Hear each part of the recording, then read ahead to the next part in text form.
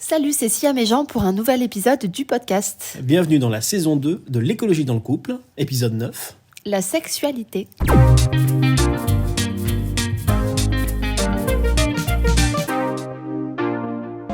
Madame, alors, la petite hier soir, ça s'est passé comment? Oh. Eh ben, je sais pas quelle elle est là. Mais elle aime la bite, hein. Oh. Excusez-moi, messieurs, dames. J'adore cette réplique des bronzés. C'est pas la pire dans ce film-là, mais elle est drôle. T'en as une, toi, de répliques ou de références sur la sexualité? Mais enfin, Jean, évidemment. Ah, je sais, vas-y. Si je te dis 7, 7, 7. Monica dans Friends, allez, on l'écoute. A 2, 4, 6. 2, 4, 6. 4. 2. 2. 4, 7. 5, 7. 6, 7. 7. 7. 7. 7. 7. 7. 7. 7. 7. C'est vrai. Et d'ailleurs, il y a une scène coupée avec ça. Ils vont tous, Rachel, Monica et Chandler, s'isoler dans une pièce chacun. Oui, c'est vrai. C'est une scène coupée, ça. Ouais. Voilà. Bienvenue dans cette nouvelle saison. Et puis, on démarre donc ce podcast très attendu, notamment pour JB à Caen, sur la sexualité. Cochon. Non, même pas. Je pense pas qu'il soit si cochon que ça. J'en sais rien, ça le regarde. Bon, écologie et sexualité, c'est vrai que c'est compatible, ces deux trucs, tu penses? Ouais. Ces deux trucs. On peut peut-être parler de notre situation, Ok. déjà. Rien avant le mariage, ça fait 10 ans, presque 11 ans qu'on est en couple. Bon, voilà. Merde, on n'est pas axé, comment ça marche? Ah, bon, je sais pas trop. Non, allez, plus sérieusement. Dans notre cas, alors, âme sensible, s'abstenir, ça va être un sujet où on parle de nous sur des sujets qui sont un peu plus intimes. Si vous êtes trop sensible, passez l'épisode. Je pense que c'est bien de le dire. Mm-hmm. Voilà, notre situation, nous, on est en couple depuis 11 ans. Vas-y. Non, c'est ça, depuis 11 ans. Voilà. Nous n'utilisons pas de préservatif. Voilà, parce que nous n'avons jamais utilisé, puisque nous avons démarré ensemble notre première fois. Voilà, on va tout dire carrément. Moi, j'aime bien le dire, faut tout dire. Je vais ressortir de là, je serai toute rouge. C'est pas grave, c'est de l'audio. Ouais, Il n'y a que moi qui te vois. Enfin bref. Voilà, tu es sous pilule. Je suis sous pilule. Voilà, depuis avant qu'on soit ensemble. On avait fait des tests. On avait fait des tests et tout ça au début pour être sûr que tout aille bien, tout aille bien, c'est ça. Voilà, pour éviter de se mettre en danger l'un l'autre. Et tout va bien d'ailleurs, voilà. Précise. Et je suis sous pilule et en fait depuis quelques années, donc moi je suis sous pilule et j'ai cette chance de n'avoir aucun problème d'effets secondaires, des maux de tête, des maux de ventre, des règles douloureuses, une prise de poids. Voilà, j'ai de la chance, je n'ai pas ce genre d'effets secondaires, mais on sait toutes les saloperies qu'il y a dans la pilule. Ce sont des hormones, en fait. C'est ça. Et en fait, on se rend compte qu'aujourd'hui, on aimerait partir sur un mode de contraception qui soit adapté à nos besoins et aussi qui soit écologiquement parlant responsable. On a découvert bien beaucoup de choses, mine de rien, et c'est que la contraception, on ne parle pas de la protection pour l'instant, mais on en parlera après. La contraception, c'est très souvent dans notre société une affaire de femmes. Un peu trop une affaire de femmes, effectivement, et c'est problématique, parce que quand on regarde, il y a la pilule, alors il y a la capote en général, mais ça c'est pour un rapport. Il y a le préservatif féminin, il y a le diaphragme, il y a l'implant. Mais quand on s'arrête... Il y a la pilule. Mais quand on regarde, pour les mecs, il n'y a pas grand-chose comme situation, si ce n'est que la capote. Donc, alors que c'est nous qui sommes les plus féconds, vu qu'on est féconds en permanence. Con aussi en permanence. Ça, c'est pour la parenthèse. Mais du coup, la situation et la solution qui a été trouvée, c'est la vasectomie. Donc, pour expliquer en deux mots la vasectomie, vas-y. On est dans une démarche aussi, au-delà de la démarche écologique, et aussi, c'est vraiment une démarche personnelle et intime. On est dans un état d'esprit où on ne veut pas d'enfants. Donc on n'en veut pas, on n'en voulait pas hier, on n'en veut pas aujourd'hui, on n'en voudra pas demain. Il n'y a pas de désir de parentalité de notre part. Ça peut choquer certains.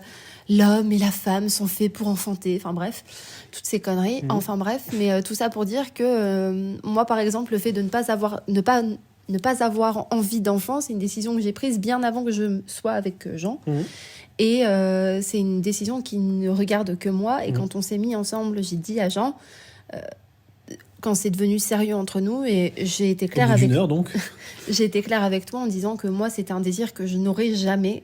Je me connais, je n'en aurais jamais envie pour plein de raisons qui me concernent. Et que si tu voulais poursuivre Enfin, que si tu voulais continuer ta vie avec moi, il n'y aurait pas d'enfant. Il n'y aurait pas d'enfant. Voilà. Et de l'autre côté, moi, c'était pareil. Alors, j'avais pas de décision établie par rapport à ça. J'ai jamais eu de désir d'enfant particulièrement. Et j'ai beaucoup de mal avec les enfants en général. Donc, avoir un enfant, moi, j'en ai pas vraiment envie. Et puis après, il y a d'autres raisons, comme tu dis, qui sont plus personnelles. On répondra en commentaire si vous voulez en savoir plus. Mais voilà. Donc, du coup, on pensait effectivement, parce que moi, ça fait un moment, je réfléchis à me faire ligaturer les trompes. Et pour en avoir parlé avec ma gynéco, c'est très compliqué quand on est une femme de moins de 30 ans qui n'a jamais eu d'enfant de se faire ligaturer les trompes, tout simplement. Et en fait, on s'est renseigné, on s'est rendu compte que la vasectomie était possible chez l'homme, mais qu'elle est réversible, alors que la ligaturation des trompes est irréversible. Enfin bref. Voilà. Alors la vasectomie, parce que ligaturation des trompes, on a l'image, la vasectomie, en gros, on coupe le canal qui amène les spermatozoïdes dans le sperme, ce qui fait que donc il n'y a pas de souci pour la virilité, il n'y a pas de souci, messieurs, il y aura toujours le bambou, il n'y a pas de souci.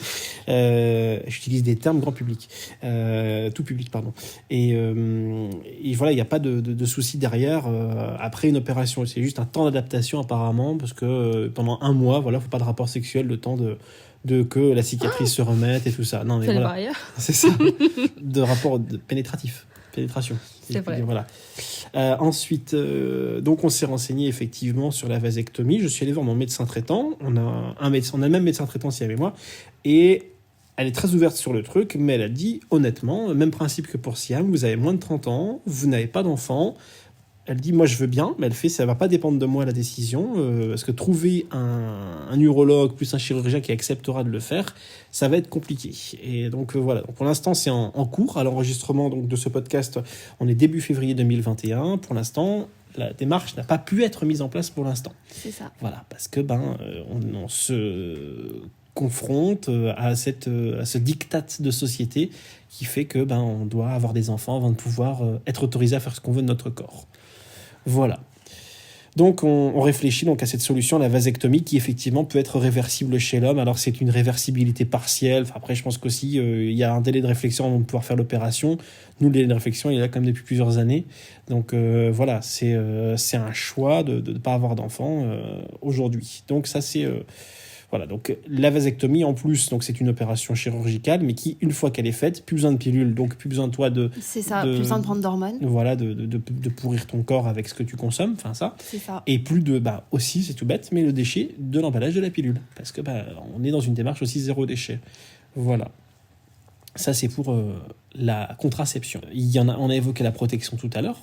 C'est vrai que la protection, donc c'est en général le préservatif masculin et féminin. Nous, comme on était ensemble depuis le début, qu'on a fait les tests avant toute chose pour être sûr, on n'en a jamais utilisé. Donc voilà, après, ça c'est un regard à tout à chacun. Nous, on n'utilise pas effectivement parce qu'on n'en a pas besoin et que ça génère un déchet. On tient quand même à le préciser. Après, Attends, avant de le préciser, utilisez une capote quand vous n'êtes pas sûr. Ça, il faut quand même bien le dire. Ah oui, quoi. Ça, voilà, c'est sûr. On n'incite pas les gens à ne pas utiliser la capote. Au contraire, utilisez-la dès qu'il y a le moindre doute. C'est ça. La raison principale pour laquelle on n'utilise pas de capote, ça n'a rien à voir avec l'environnement et l'écologie et par rapport au fait que ça génère un déchet. C'est pas du tout pour ça. Non, voilà, c'est vraiment... Ça, c'est le petit plus. Ça, oui, effectivement. Dans notre cas, c'est le petit plus. C'est ça, c'est le petit plus. Mais la raison principale, c'est pas pour ça. Voilà, l'écologie et la contraception, c'est pas... C'est pas compatible ? C'est pas que c'est pas compatible, c'est qu'à un moment donné, en tout cas, la question de la protection, c'est prioritaire en fait c'est pour ça. moi. Tu vois. Voilà. N'allez pas vous mettre en danger votre santé, la santé de quelqu'un d'autre également, par principe écologique. Quoi. Si vous avez... on ne sait pas qui a quoi, faites gaffe. Quoi. Voilà. C'est ça. C'est important de le préciser. Et donc voilà, donc ça c'est notre petit bonhomme de chemin, tous les deux. Ouais. On en est là aujourd'hui, donc à se poser la question sur une opération chirurgicale. Et puis... En plus, moi, l'opération chirurgicale, c'est pas le fait d'avoir le truc qui soit coupé qui me fait peur, moi, c'est d'être endormi. Non, mais c'est pas une blague, moi, c'est juste ça qui me fait peur. Être endormi, c'est l'anesthésie qui me fait peur. Il faut déjà que la démarche se fasse et que tu puisses ne serait-ce que l'être. Donc, Voilà.